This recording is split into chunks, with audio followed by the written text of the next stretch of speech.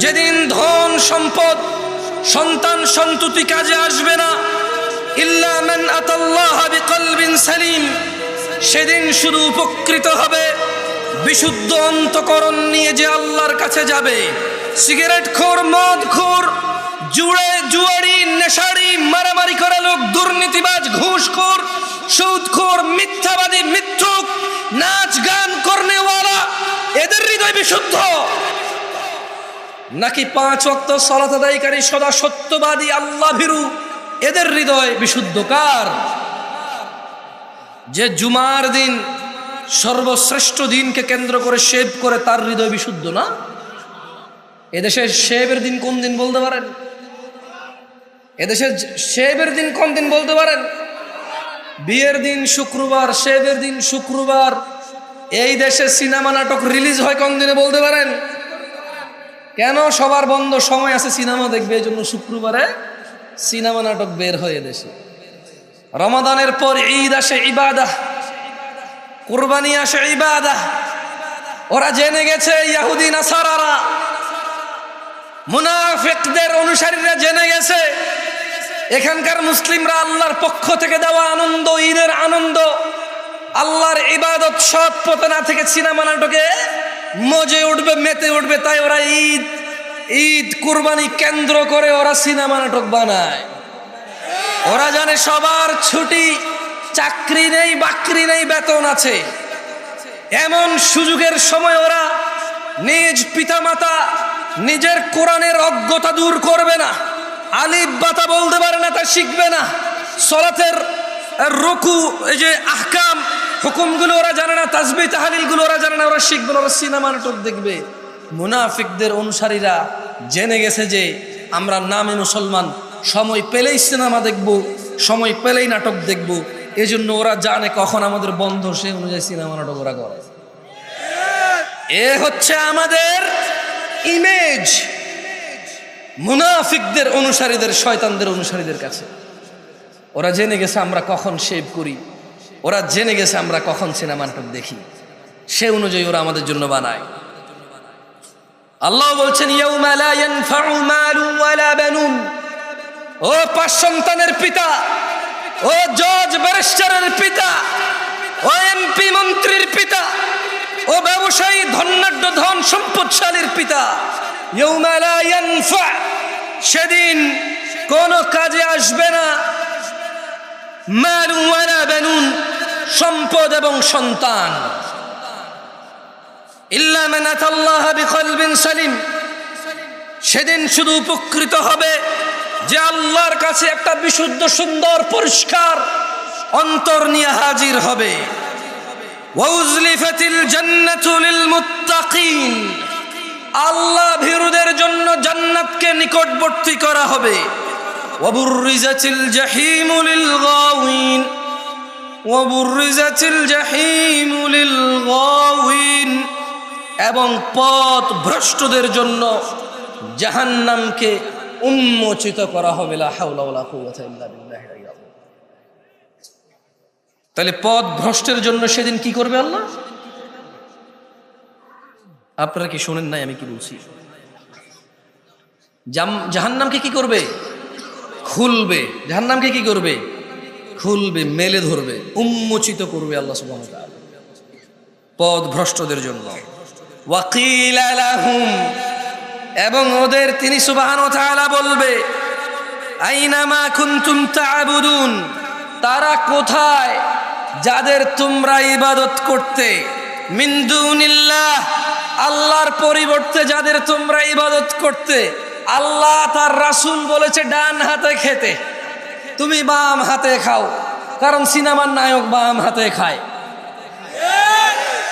আল্লাহ নবী সাল্লাল্লাহু আলাইহি ওয়াসাল্লাম চুল একরকম কাটতে বলেছে, তুমি এটার মধ্যে এমনি উমনি আইকা উইকা, ছোট এখান দিয়ে ওখান দিয়ে বড়, এখান দিয়ে হ্যান, এখান দিয়ে তেন, এখান দিয়ে লাল, ওখান দিয়ে নীল, এখান দিয়ে বেগুনি। কেন? তোমাকে রোনালদো রিভালদো বলছে, তোমাকে সিনেমার নায়ক নায়িকা গায়ক গায়িকা বলছে এমনি যদি চুল কাটো তাইলে না তোমার সুন্দর লাগে।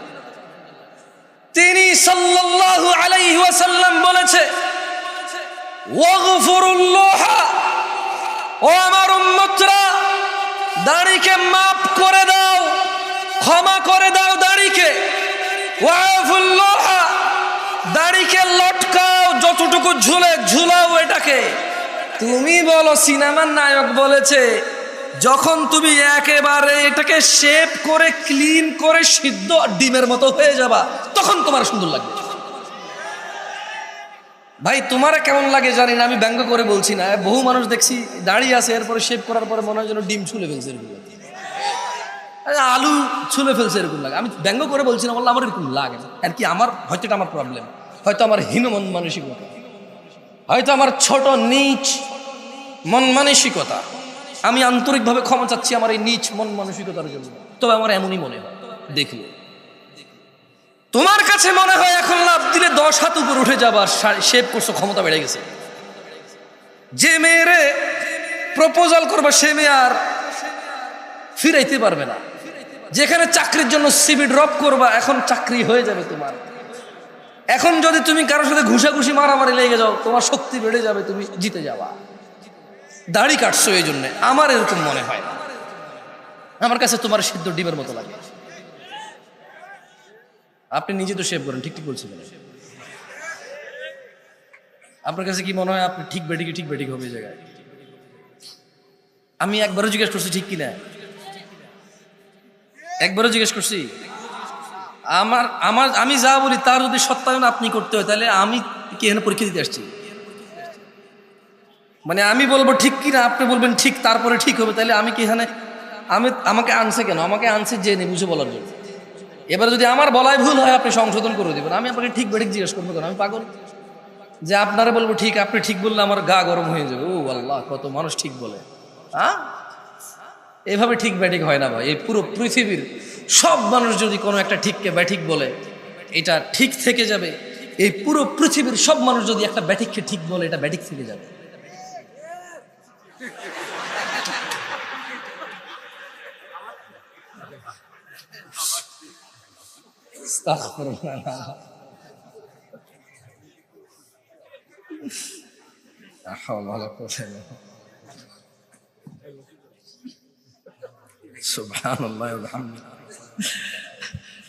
আচ্ছা, আমি 2-3 বার ঠিক কিনা জিজ্ঞাসা করবো, আপনারা জবাব দিবেন। তাইলে আশা করি মনের ভিতরে যেটা এতক্ষণ না বলতে পারার কষ্টটা চলে যাবে। ঠিক কিনা, ঠিক কিনা, ঠিক কিনা, কি ঠিক?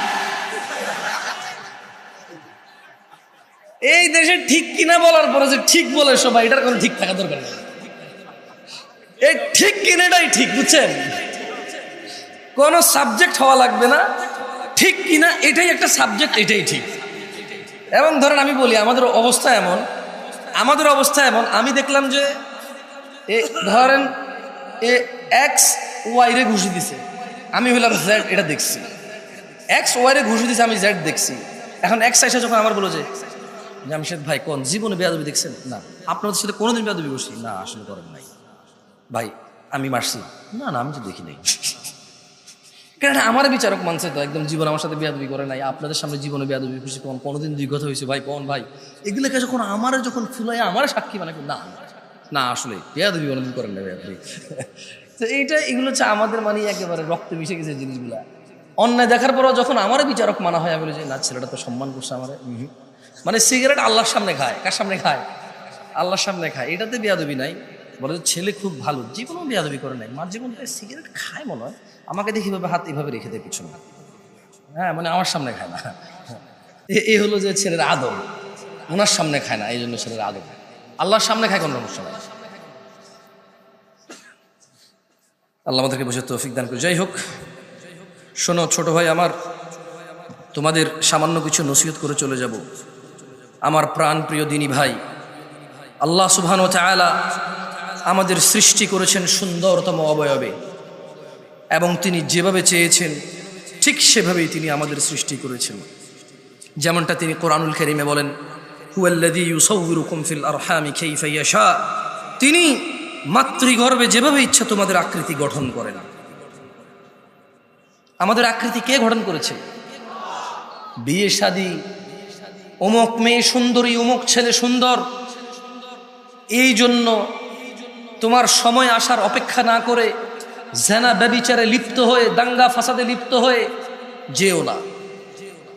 তিনি সুবহানাহু ওয়া তাআলা যেভাবে খুশি, উনি যেটা ইচ্ছা করেছেন, পছন্দ করেছেন, এভাবেই তিনি মেয়ে অথবা ছেলে, তোমাকে অথবা তোমার বোনকে, তোমাকে অথবা তোমার স্ত্রীকে, তোমার বাবা অথবা তোমার মাকে সৃষ্টি করেছেন, যেভাবে তিনি ইচ্ছা করেছেন। সময় আসার পূর্বে জেনা ব্যভিচারে লিপ্ত হয়ে সমাজ জাতি বিশৃঙ্খল করে তুলিও না তোমরা। সামাজিক ফিতনা ফাসাদ, পারিবারিক দ্বন্দ্বে তোমরা নিজেরা একে অপরের ধ্বংস কামনা করিও না।